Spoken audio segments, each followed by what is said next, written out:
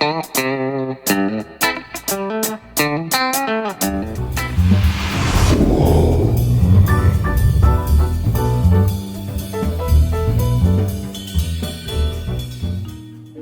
друзья! Меня зовут Лошкарев Андрей, это проект «Все по уму на стройке». Сегодня у нас 60-й день строительства дома из СИП-панелей.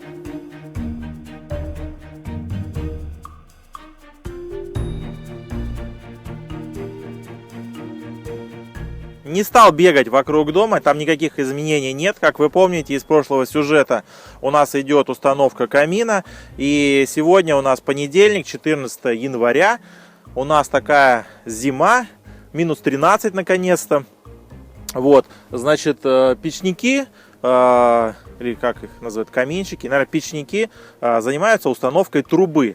Они не могли это сделать в предыдущие дни, когда у нас еще зимы не было, то есть в пятницу, в четверг. Вот, хотя у них по времени была такая возможность, у нас был дождь. Они не могли открыть крышу, как вы помните. Сейчас у нас зима, минус 13.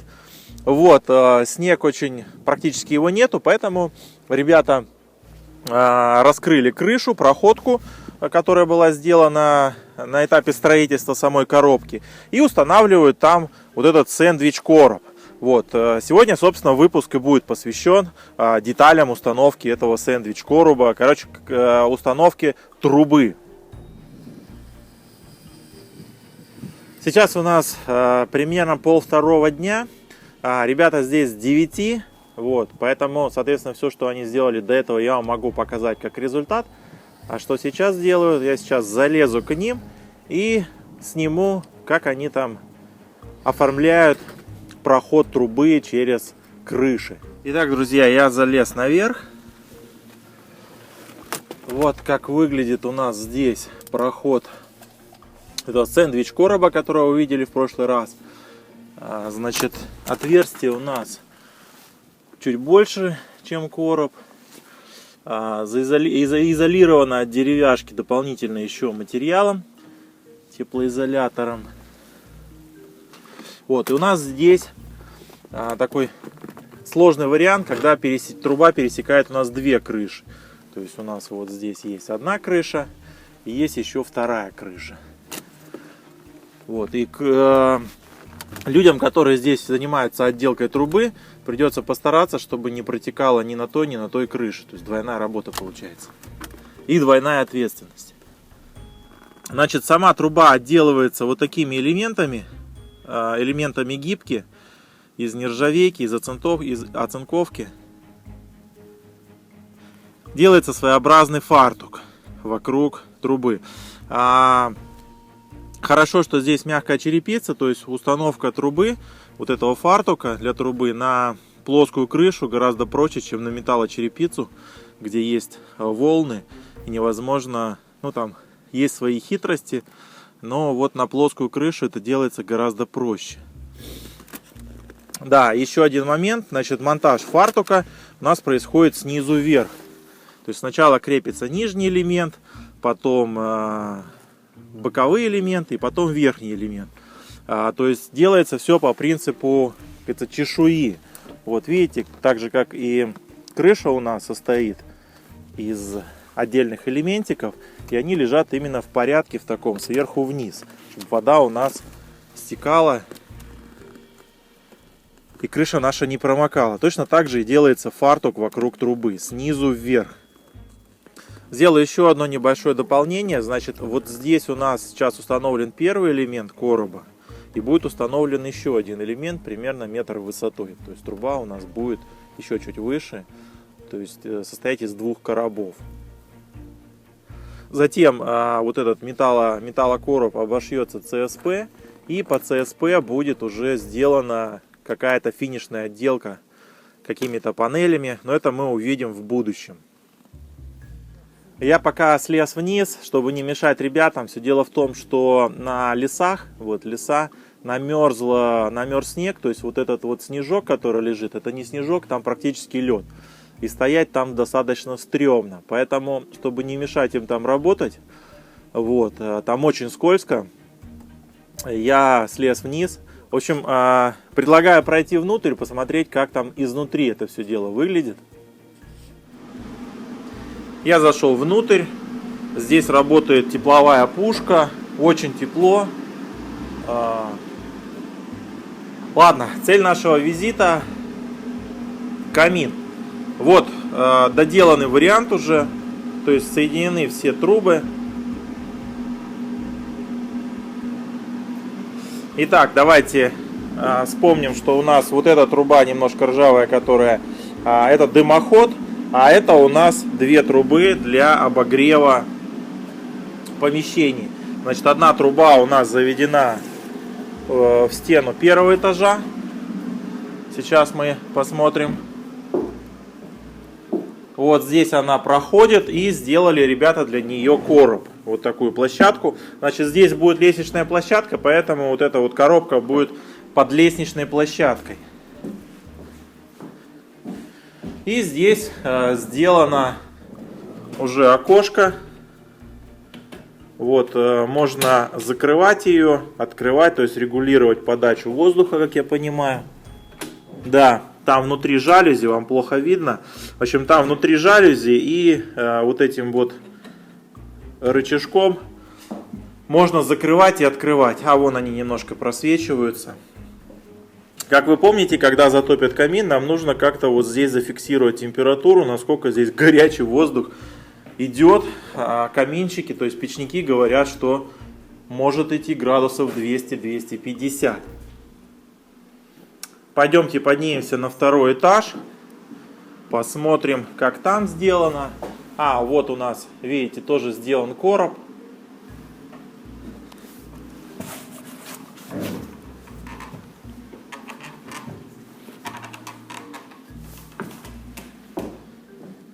Так, на втором этаже, конечно, попрохладнее, но у нас здесь вот дырка, небольшой конденсат на окнах. Но на первом этаже конденсата вообще нет на окнах. Но я вам еще покажу это, если это интересно. Так, вот у нас вторая труба выходит. И она еще не соединена с трубой в комнату. И, соответственно, у нас есть второй выход для нее в эту комнату, в которой я нахожусь. Вот, и через стенку здесь идет коробка, как на первом этаже. И сделано точно такое же вентиляционное окошко с жалюзями. Как у нас здесь устанавливается труба? Значит, для трубы у нас сделана площадка из профилей. Вот, и вот этот вот сэндвич. Вот, сейчас он, видите, просто так. Вот таким вот образом выглядит изнутри.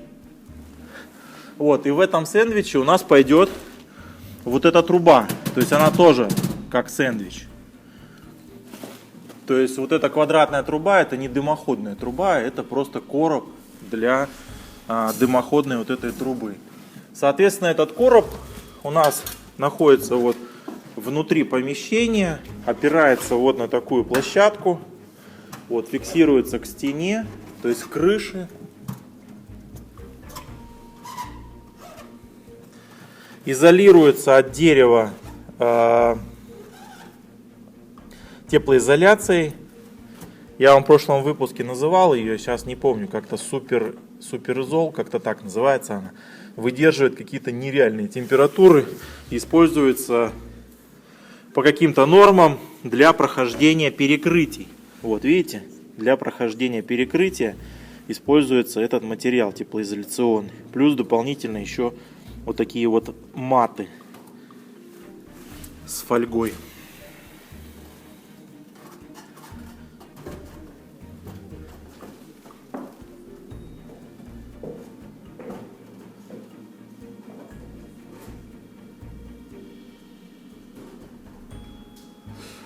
Ну вот, друзья, значит, вот эта коробка, она зашьется изнутри с помещения гипроком или ЦСП и будет отделана материалами внутренней отделки.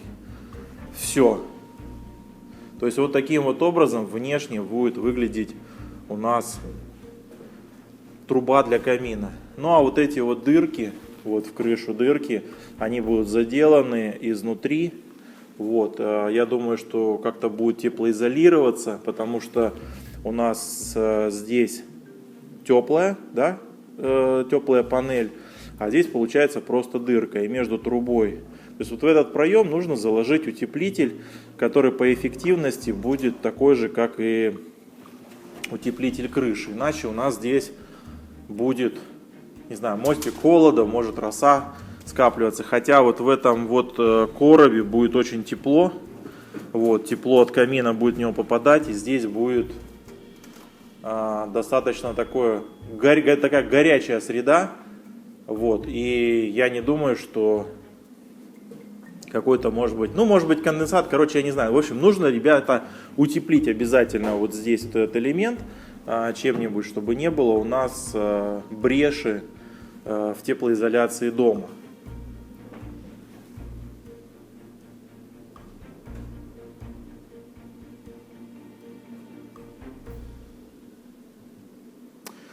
Так, ну, про камин пока здесь рассказывать больше нечего. Давайте я вам расскажу, мне задавались вопросы вот про этот вот свес. Вот смотрите, я становлюсь на край, да, и ничего не происходит. То есть я не падаю. Стоять я здесь не боюсь, как вообще боялся я стоять на этом краюшке. Изначально там в первые дни съемок я думал, что здесь будет какая-то подпорка. Вот, но вот эта вот висячая платформа, она достаточно надежная. Почему? Потому что давайте вглядимся в рисунок OSB панелей, как они нарезаны. Как вы видите, они сделаны, то есть вот эта вся площадка сделана, во-первых, из маленьких панелей. То есть вот здесь есть одна панель, вторая панель и так далее. То есть это было сделано не просто так, как мне объяснили. То есть панели у нас соединяются брусом. Вот, поэтому маленькие панели используются тогда и в тех местах, где нужно сделать усиление платформы. То есть вот такая же штука, я на первом этаже покажу, сделана и около камина, под камином, да, из мелких панелей. Но это не из-за того, что они там из обрезков сделаны, а из-за того, что нужен скелет, брусовой скелет усиливающий, поэтому используются мелкие панели. Плюс брус, который соединяет у нас панели, вот, он длинный и уходит вот куда-то туда далеко. То есть он цельный, такой длинный брус. И получается, что вот брус, который у нас соединяет эти все панели, да, он здесь, конечно, висит, но распределение его, не знаю, нагрузка на него настолько незначительная, что, ну, как же вам объяснить-то?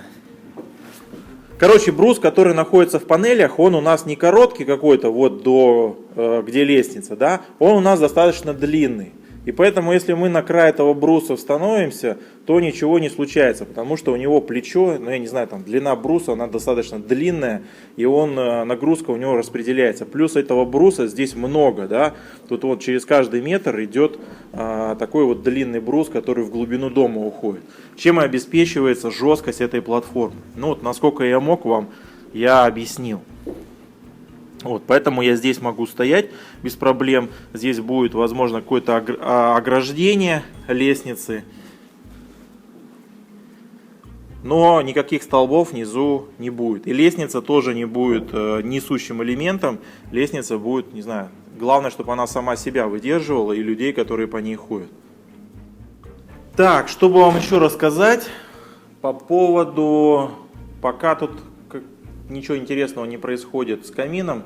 Я думаю, что ничего интересного не произойдет, потому что уже практически все сделано. Ребята поставят сейчас вторую трубу наверх и обошьют ЦСП.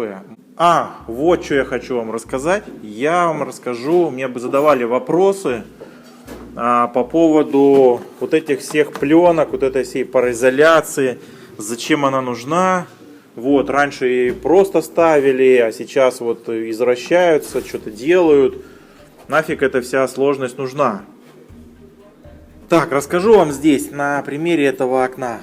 Значит, смотрите, друзья, видите пена? Все из-за нее, вся эта пароизоляция, все эти пленки, все из-за нее. Вот монтажная пена, очень всеми строителями любимый материал, потому что он здорово ускорил вставку окон, монтаж дверей, монтаж многих вещей. Раньше нужно было как-то вот изгаляться какими-то материалами, все это дело теплоизолировать, как-то это нужно было фиксировать, эти окна, а сейчас на пену посадил и все в порядке. Но у этой замечательной пены есть недостаток вот в чем. Под воздействием ультрафиолета и под воздействием воды, влаги, пена разрушается. И если разрушается как? Не так, что, за 2-3 дня хоп и нету пены. Она разрушается в среднем, как говорят производители пены, и как говорят, там, не знаю, монтажники окон, вот они тоже об этом говорят, 5-7 лет срок службы пены. Все, через этот срок пена, конечно, не исчезает, она просто здесь отслаивается, частично там что-то с ней происходит. Короче, появляются щели, появляются здесь дырки, и пена перестает нести ту функцию, которую она несет. То есть здесь она перестает несущую функцию нести и какие-то там другие свои функции, теплоизолирующие. Короче, дырки появляются. Вот, может быть, у меня получится снять сюжет в ближайшее время. У моей знакомой друзья сейчас меняют полностью все окна. У них как раз прошел вот этот срок 5-7 лет. Вот. У них окна были установлены без всяких вот этих вот вещей, просто на пену, по старинке. И вот сейчас у них в окнах очень сильно задуло. То есть они реально почувствовали, что в доме стало холодно, и они чувствуют этот холод от окон. То есть реально вот отсюда, вот с этих мест начинает сквозить холод. Вот, они вскрыли одно окно и увидели, что пене наступил капец. Вот, появились щели, она отошла, кое-где вот появились дырки. И они обратились в оконную компанию, им сказали, что да, действительно срок службы пены закончился. Какими-то факторами или водой, или ультрафиолетом это все дело там разрушилось. Поэтому нужно все окна вытащить, демонтировать и заново вставить на новую пену с использованием вот этих всех изолирующих материалов. Вот такая, друзья, история с пеной и с окнами. И сейчас, наверное, кто-то из вас воскликнет: «О боже, а как же СИП-дом? Он же тут, не знаю, на 90% сделан из пены. Что, через 5-7 лет это все дело исчезнет и весь дом развалится?» И ваши опасения, конечно же, верны. СИП-дом ровно через 5-7 лет развалится, потому что держится он только на монтажной пене. И это происходит абсолютно со всеми домами во всем мире. А почему мы об этом не знаем и не слышим? Потому что щупальцы и влияние производителей домов из СИП-панелей настолько могущественные, денег у них столько много, почти как у наркоторговцев, что они убирают всю эту информацию из общего эфира, и поэтому мы ничего не знаем. А все люди, жильцы этих домов, которые пострадали от этого, все они таинственным образом исчезают. Короче, друзья, фигня это полная. Конечно же, то, что я сейчас сказал, это шутка. Кто не понял, тот, конечно, может в это верить. Значит, и про окна, и про СИП-дом, вообще про монтажную пену, мое личное мнение такое, что, возможно, бывают какие-то редкие случаи, когда она там через 5-7 лет теряет свои какие-то свойства. Но я, например, вживую этого лично не видел. Верить каким-то одиночным видео в интернете я их еще пока не видел. Вот. Мне очень интересно снять ситуацию вот этих знакомых, да, каким образом у них там эта вся пена исчезла через это там 5-7 лет. Но у меня была такая строительная услуга, как демонтаж домов. Личных домов моих, построенных там 7 лет назад, нету. То есть самому старшему дому сейчас, наверное, где-то лет 6. Там все нормально. Там все нормально, ничего не происходит, потому что там владелец такой, что мы что-то перестраиваем постоянно. И мы 1,5 года назад перестраивали половину дома, демонтировали окна, там как все было нормально, ну как прям желтенькая, такая беленькая пена, так и есть. Окна мы еле выдрали, то есть она приклеилась к окну, каркасный дом. Вот. И, ну, как бы за те там, наверное, года 4, ой, каких 4, наверное, 4,5 года с ней вообще ничего не произошло. Причем у нас в этом доме, если посмотреть, эти все окна поставлены без всяких технологий. У нас там ни пароизоляционных этих вот обклеек нету, ничего нету. То есть мы окна ставили просто вот деревянный каркас, вставили окно, зафиксировали его на металлические вот эти вот штуки, пропенили и деревяшкой закрыли, обналичкой. И снаружи сделали то же самое. То есть у нас не как вот я здесь в СИП-доме, да, нахожусь, там вот эти вот, и в газобетонном доме вы видели, вот все вот это вот там пароложка, изнутри вот эта вот пароизоляция вся, вот этой всей штуки у нас в том доме нету и ничего не происходит. Значит, почему я думаю, и вот, про демонтаж домов, то есть очень хорошие деньги, кстати, классная строительная услуга, демонтаж домов, вообще любой демонтаж делается очень быстро, деньги зарабатываются очень просто. Вот, я ломал старые дома, в которых вставлены были окна, деревянные окна, причем они были вставлены на монтажную пену, еще какую-то там самую первую. Держится это все охрененно крепко, окна не выдрать. Хотя они держатся даже не на скобах, не на каких-то там распорках. Они просто вот саморезами вкручены, вот, блин, с маленькими саморезами вкручены вот в брусовых домах просто вот в оконный проем. И пеной запенено. И все простояло не одно 10 лет, наверное, это точно простояло, эти все окна. Вот, где-то стеклопакеты вытаскивали. То есть я вот такого прям вот поголовного исчезновения монтажной пены через там 5-7 лет, даже 10 лет не видел своими глазами. Поэтому я в это с трудом верю. Значит, что касается СИП-дома, сейчас я вам поясню, что в принципе бояться того, что тут что-то с пеной произойдет, да вообще вот про эти швы я вам сейчас еще раз расскажу, чтобы вы не боялись. Здесь как раз в комнате есть остатки стены, да, вот этих вот СИП-панелей, и как раз есть кусок бруса, чтобы вы еще раз понимали, что находится за вот этим вот швом, да, что, блин, просто тут все продувается, промерзает и так далее. Значит, смотрите, видите, во-первых, у нас есть брус размером 10 сантиметров, почти 10 сантиметров, вот, он плотно вставляется вот в этот вот паз, да, в СИП-панели, плотно. И прокручивается черными саморезами. Плюс вот эта вот пустота, она пропенивается. Плюс вот этот вот, когда здесь панель вторая подходит у нас, вот этот шовчик пропенивается. То есть у нас вот этот шов, вот эта пена, ее там буквально, вот, блин, там, не знаю, там, сантиметр, то есть ровно с толщину СИП-панели. То есть вот этой пены, ее в принципе могло бы и не быть. Она по большому счету, вот здесь у вас, блин, мне макет не хочется собирать, вот так у вас USB подходит и плотно прилегает к деревяшке. Да, ну вот не было бы здесь этой пены.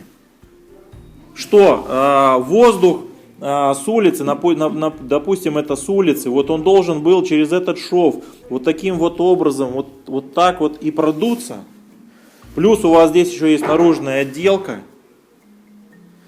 Даже если бы пены не было бы, вряд ли бы что-то происходило. Ну, это мое мнение, конечно. Если у кого-то из моих зрителей есть в этом опыт, и он живет в СИП-доме, и увидит мои слова, ну, как бы слышит мои слова, и у него есть реальный пример, что это все фигня, что продувается, расскажите. Значит, я смотрел американские ролики, у них, они пену вот сюда даже не добавляют, у них нету здесь пены. Они берут просто какой-то клей, какой-то клеевой состав, мажут на панель, вот сюда, на вот этот брус. И все, заводят этот брус и прокручивают. Все. У них нет никакой пены.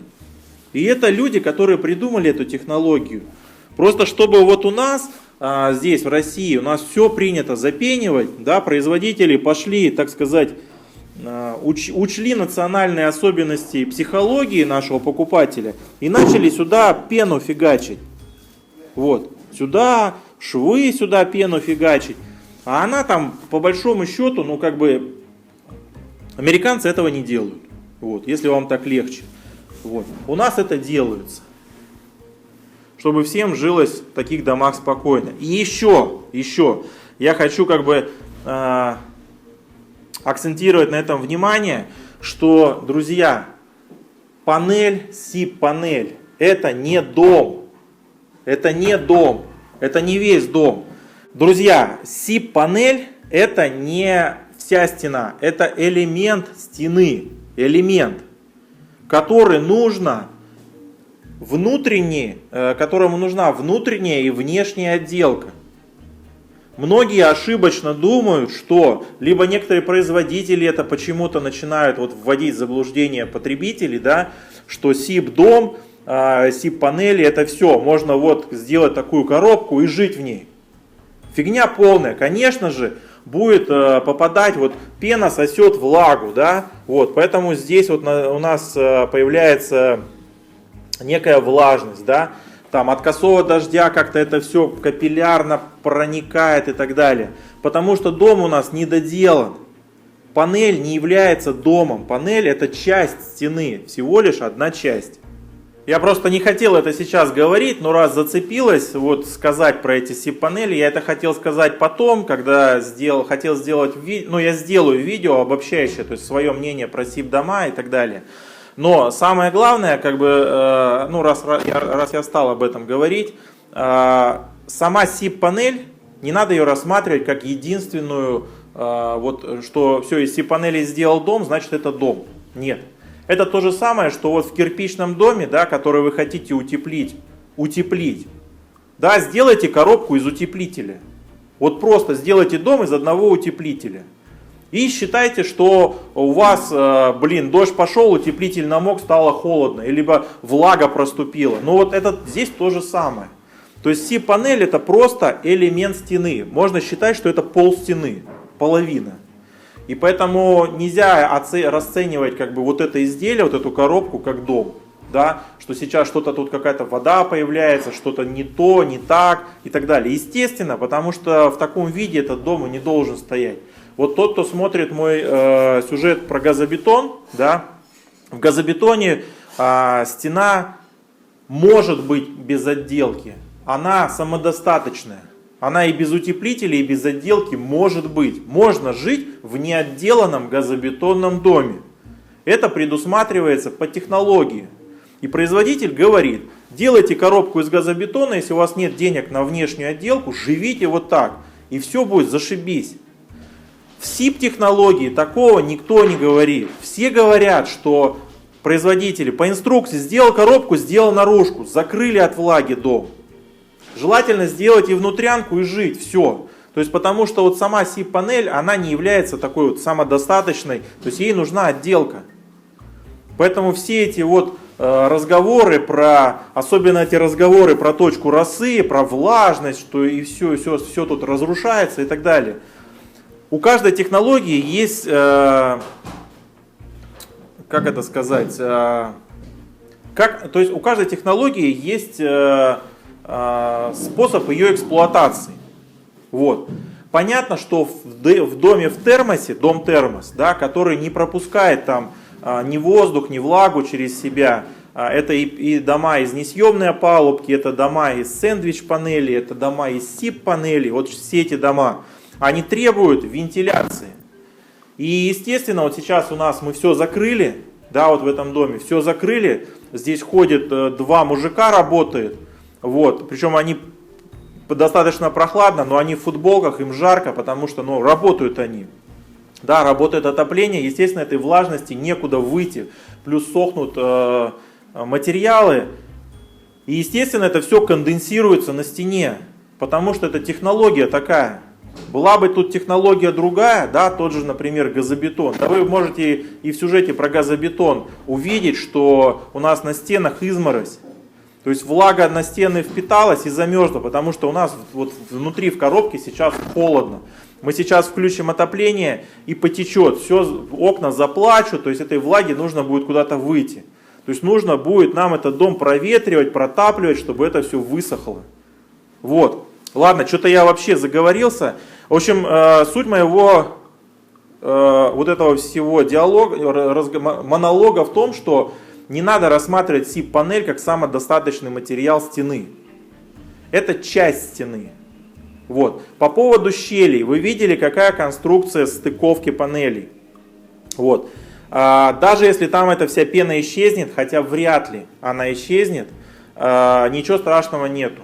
Внутренняя и наружная отделка у вас закроет вообще полностью стены от продувания, от влаги излишней и так далее. То есть вообще насчет этого не парьтесь. Есть компании, которые клеют какой-то гидроизоляцией эти швы, снаружи мажут мастикой. Нахрена это нужно? Вот нахрена? Кто-то это придумал один и сказал, что это вот здорово продлит срок службы SIP-панелей. Но в той же Америке, по-моему, даже в американских роликах это есть, что вот это придумали совсем недавно. Да? Но вот эта SIP-технология, она существует уже много десятков лет.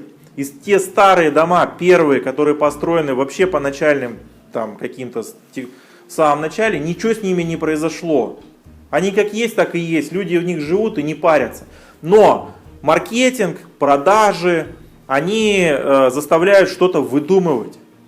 И производителей становится очень много, и каждый начинает выдумывать что-то новое, чтобы покупали именно его SIP-дома. Хотя у многих они просто тупо одинаковые. И вот начинают придумывать эти ленты пароизоляционные, снаружи мастикой мазать, вместо пены пенополиуретан использовать. Кто-то вообще туда какой-то лен сует. Короче, вот начинается вот эта маркетинговая война. Короче, друзья, в Америке не пенят нифига и просто живут, и все у них хорошо. У нас вот дополнительно начали пенить, и все, и тут понеслось, и ленты клеить, и мастикой мазать, и вся хрень. Все это маркетинг. Если я увижу, что, ну вот, получу какое-то доказательство, ну вот сейчас я общаюсь с производителями, да, через производителей я хочу, сейчас вот ведутся переговоры, выйти на первых покупателей. То есть те покупатели, которые живут в домах там 7 лет, 8 лет, может быть 10 лет. Я хочу увидеть эти первые русские, российские SIP-дома и поговорить с людьми, насколько вот у них все плохо или хорошо. Вот это будет для меня доказательством, что либо эта технология хорошая, либо эта технология плохая. А все вот эти вот теоретические умозаключения и домыслы ничего кроме улыбки не вызывают. Это чистый маркетинг. Особенно меня добивают люди, которые в каком-то калькуляторе теплотехническом или каком-то там рассчитали, что точка росы находится внутри панели. Да хрен с ней, пусть она там находится, с ней ничего не происходит. И все, и там влага, черви, бактерии, заразы, болезни, все, и все умрут, и эпидемия начнется. И они в комментариях это все доказывают. Хотя у них сами, наверное, живут в коммуналке, дома никогда своего у них не будет. И в живых нормальных домах они не были. С людьми не общались, а только могут на этих калькуляторах что-то считать и засирать мозг людям в комментариях. Если бы эти дома были бы не приспособлены для жизни, если бы действительно точка росы была внутри стены, и влажности там было много, это все замерзало, все разлагалось и разваливалось, то не получилось бы такого, это бы вылезло бы уже давно, вылезло. В прошлом году в Питере было продано больше, по-моему, 4 или 5 тысяч домов. Вы представляете, за год. И чего-то не жужжит пресса, что кабздец, у людей стены гниют, оттуда чернота лезет, все промерзает, все влагой напитывается и так далее. Живут люди и не парятся. Все, друзья, что-то я тут это самое. Сейчас я вам сниму, короче, ну, в общем, вы, наверное, все поняли. Значит, сейчас я сниму вам там, как печники доделают. Мне надо уже сваливать отсюда. В принципе, по камину, я думаю, все понятно. Спрашивали вопрос, прогорает, не прогорает алюминиевая труба, вот, которая у нас, воздух, по которой горячий идет, не прогорает, потому что она рассчитана там на температуры, ну, больше 200 градусов, которые туда попадают. Вот, поэтому ничего с ней не случается, все нормально. Значит, скорее прогорит сэндвич. То есть, вот, лучше, если у вас есть деньги, то дымоходную трубу ставить керамической. Если нет, ну, я не знаю, сколько это лет, там 10-15 лет, ставьте железный сэндвич, вот этот из оцинковки. Вот. У них есть срок службы, есть, я видел сэндвичи прогоревшие. Вот, но это зачастую и от неправильного использования камина, и от некачественных сэндвичей. Вот, в общем, вам, наверное, с камином все понятно. Сейчас я финально сниму там, что они на крыше делают. В общем, они сегодня доделают трубу, я приеду там в следующий день и просто вам покажу готовый результат. Потому что, собственно, как бы показывать, что они делают, ну, смысла нету. То есть, они вот этот фартук металлический вокруг заделывают дырку в крыше. Стыкуют трубу и крышу, и вы видели, как это делается. То есть делается это с помощью таких вот металлических кровельных элементов. Все. Вот это они сегодня сделают и свалят отсюда. Все, друзья. Ну я вам еще скажу, пока чуть позже. Друзья, совсем забыл, хотел вам сказать по стоимости. Мне тут рассказали про стоимость установки. Вот, поэтому я вам сейчас тоже про это расскажу. Значит, кассетный камин у нас здесь чугунный, Швеция, марки Кеди.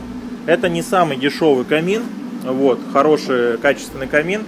Я сниму передачу отдельно про кассетные камины, где расскажу, какие они бывают. Вот, я расскажу это не со своих слов, вот, мне об этом тоже рассказали, ну, как бы сказать, я научился этому от друга. У него магазин по продаже вот этих всех печек, вот, он находится в Гатчине, поэтому, как сказать, в качестве рекламы это не особо актуально, потому что меня смотрят люди со всей страны, вот, но тем не менее у него в магазине можно будет рассказать про разные виды каминов и про разные стоимости, от чего зависит стоимость камина и почему там стоит все-таки заплатить денег хороших за какой-то камин чугунный, да, чем покупать какую-то дешевку. Короче, вот эта кассета, только один вот этот вот ящик, он стоит порядка 80 тысяч рублей. Далее, по материалам, вот сделать вот то, что вы сейчас видите, да, вот именно здесь, вот вместе с трубой, с той, которой вот я вам сейчас покажу в финале. То есть труба у нас будет снаружи обшита, вот они, ЦСП уже подготовлены. То есть серым ЦСП обшито и все, то есть без всякого декора. И, соответственно, здесь камин без декора, вот в таком вот виде. Значит, общая смета, работа плюс материалы 120 тысяч. 120 тысяч плюс 80 тысяч за камин, получается, за кассету, получается 200 тысяч. 200 тысяч бюджет вот этого вот мероприятия. Плюс добавляется сюда финишная отделка камина.